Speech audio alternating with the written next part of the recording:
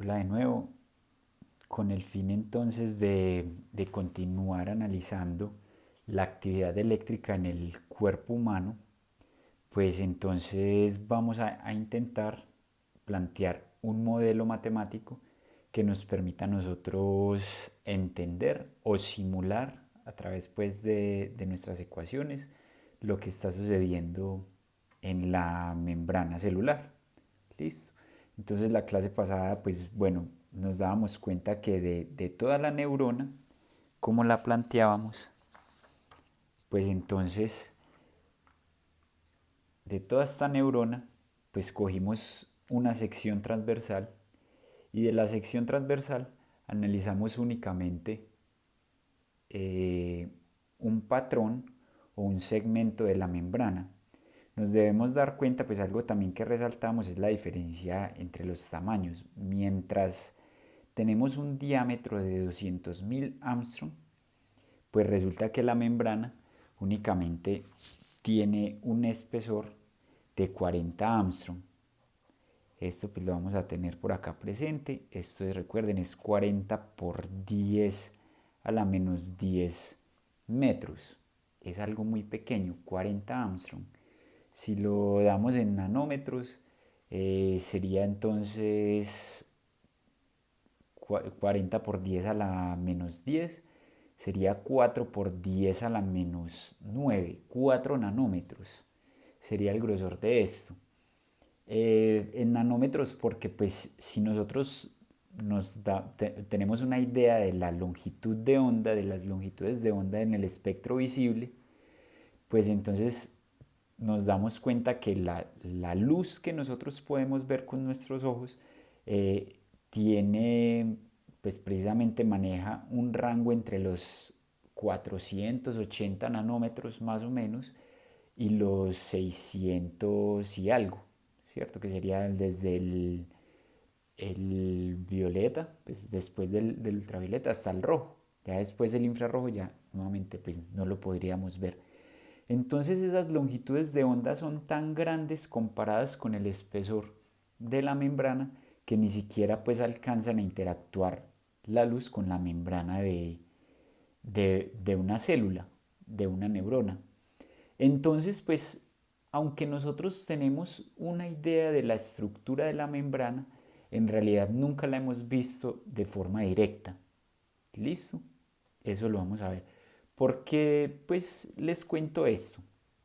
Pues bueno, porque nosotros de lo único que tenemos idea es que a un lado y al otro lado de la membrana pues tenemos ciertos elementos. Pues hemos hablado que en especial nos va a interesar estudiar el sodio, el potasio y el cloro, pues dado a que la membrana deja pasar. Entonces nosotros nos damos cuenta pues que esos iones pasan porque vemos pues que esas concentraciones cambian. Hay momentos entonces donde aparece más potasio a un lado que el otro. O simplemente si lo hacemos en condiciones de laboratorio, pues si tenemos un pedazo de membrana que podemos extraer y pues lo sumergimos sobre una sustancia controlada, pues nosotros podemos entonces medir. Si únicamente ponemos potasio a un lado de la membrana, podemos ver qué tan permeable es esa membrana al potasio y nos damos cuenta qué pasa. ¿Listo? Entonces, nosotros al ver que estos elementos son capaces de moverse a través de la membrana, nos damos cuenta que la membrana debe tener algunos canales o algunas vías pues por donde los iones deben pasar, pero nunca los hemos visto pues con nuestros ojos. Es por eso que a partir de estas medidas nosotros vamos a establecer un modelo. Entonces quiero resaltar eso, esto no es más que un modelo, es una propuesta pues que cuando nosotros pues la analizamos matemáticamente tiene un comportamiento muy similar a lo que vamos y medimos posteriormente. ¿Listo? Bueno, entonces esta es nuestra membrana. Acá quise entonces simular pues la región intracelular y extracelular. Démonos cuenta que las corrientes en realidad, pues esas corrientes que nos están interesando recorren distancias muy grandes.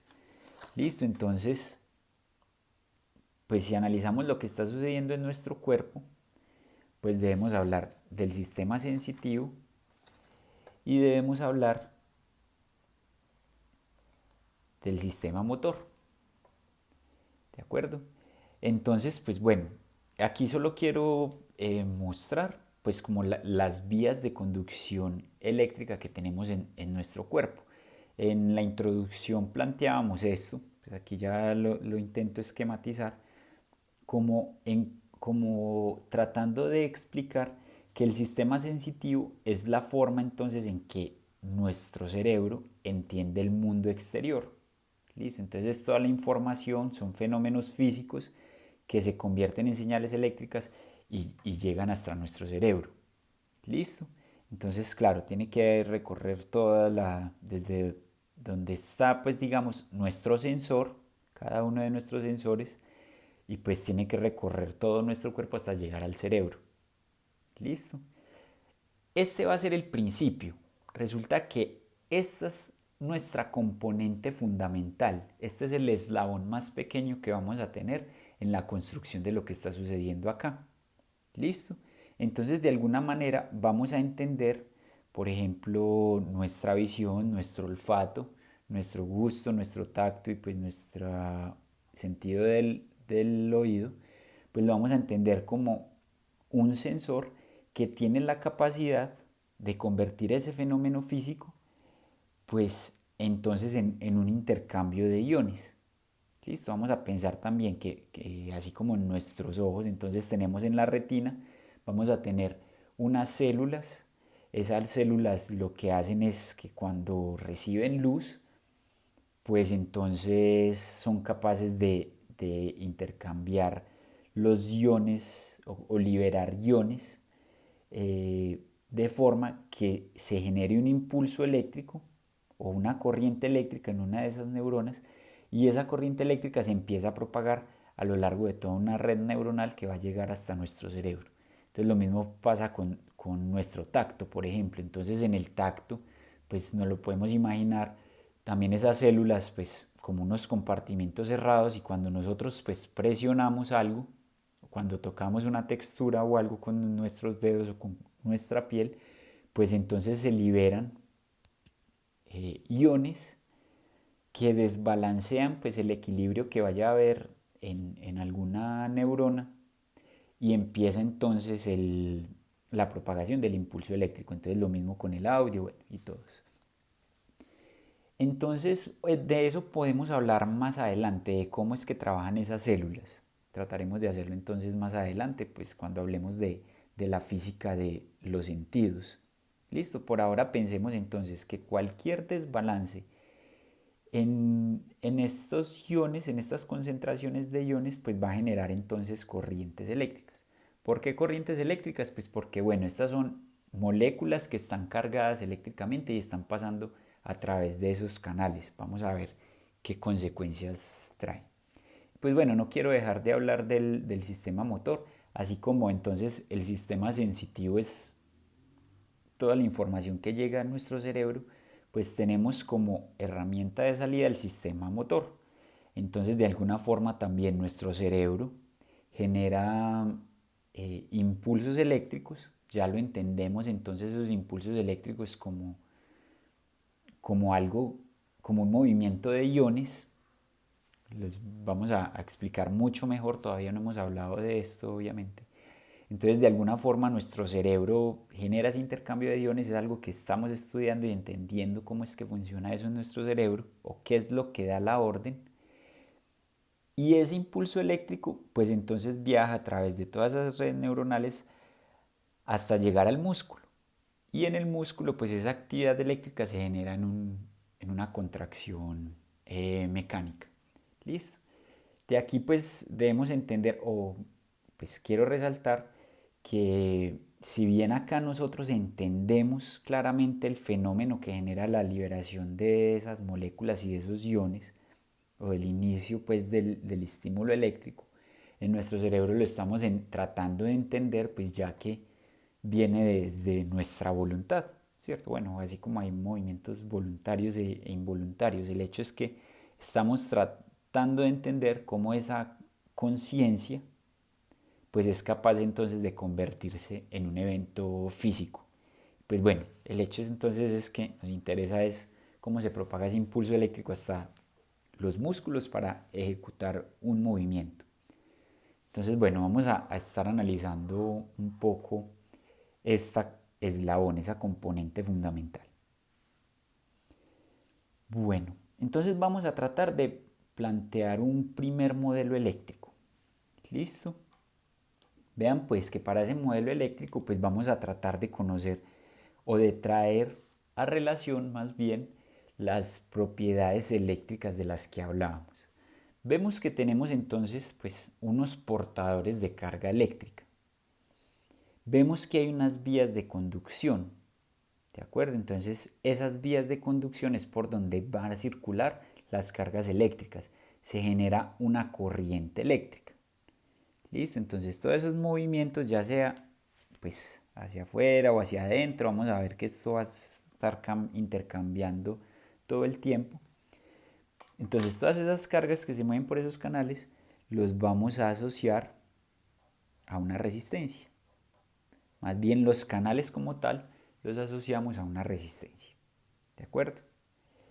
Pero vean también que por acá, pues así como tenemos cargas negativas y cargas positivas, van a haber regiones de la membrana que no permiten ese intercambio.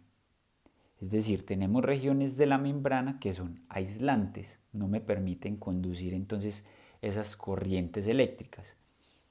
De todas formas, la membrana se va a comportar como un material aislante que me está separando dos medios conductores. ¿Listo? Y vean que eso lo podemos entender como un capacitor. Vamos a ver si acá sacamos nuestro circuito, ya lo vamos a reescribir entonces.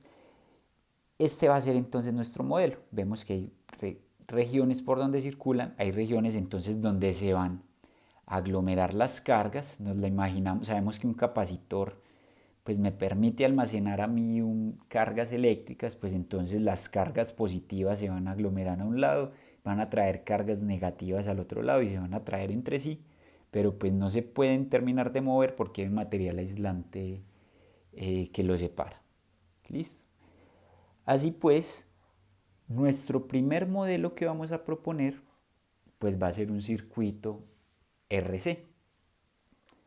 ¿Sí? Tenemos una resistencia y tenemos un capacitor.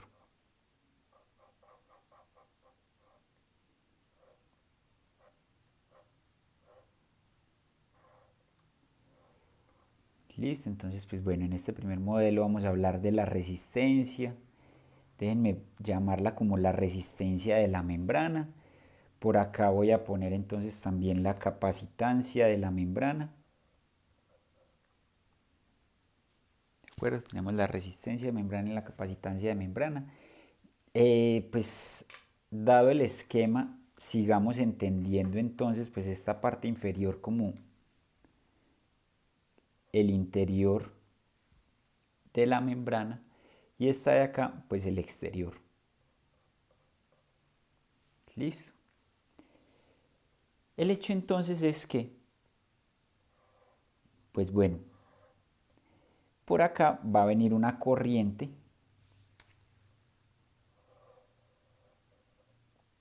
que la vamos a conocer como una corriente de membrana. Listo. Entonces, pues va a suceder pues lo que sabemos. Por acá tenemos un nodo. Entonces esta corriente se divide en dos. Esa corriente pues va a pasar por acá y va a pasar por acá. Ya vamos a entender mucho mejor esto porque pues acabamos de decir que las cargas eléctricas en realidad no pueden saltar de acá a acá. Pero existen entonces también esas dos corrientes mientras se carga el capacitor. ¿De acuerdo? Bueno, ese va a ser entonces nuestro primer modelo.